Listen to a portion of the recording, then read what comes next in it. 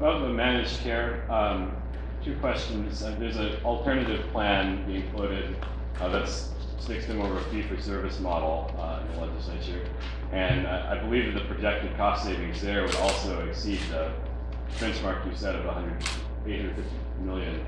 I wonder your thoughts on that. And second, about the waiting list being cleared, do you have, if this legislation passes, do you have a timetable for when that waiting list will be cleared off? Well, on your latter point first, I'm not saying clear it. I'm not saying you're wiping out immediately 3,000 on the waiting list. My commitment is to start reducing that number, and particularly those who have been on it for so long. And so there's not a time frame, there is a commitment, and there is a plan that is realistic, and that's the important message here.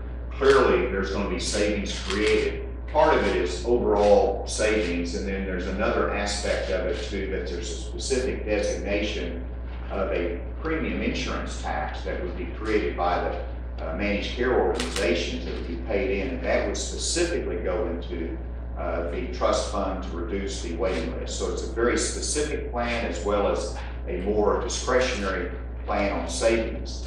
And so it's the first time we've had a clear way to address it, to reduce it, and we're not overstating the case. We're just saying we've got to address it, and this is a good way to do it.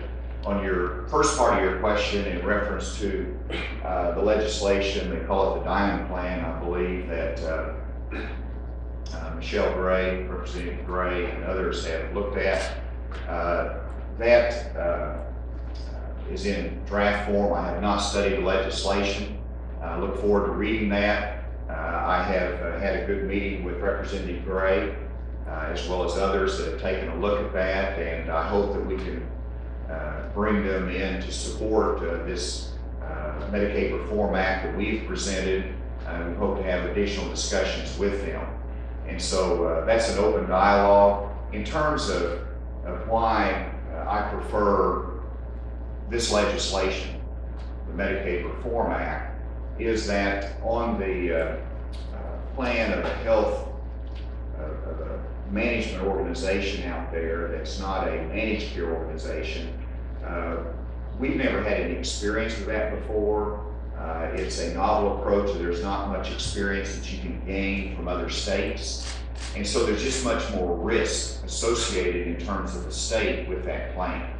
So ours is less risky and it's more specific in terms of the savings.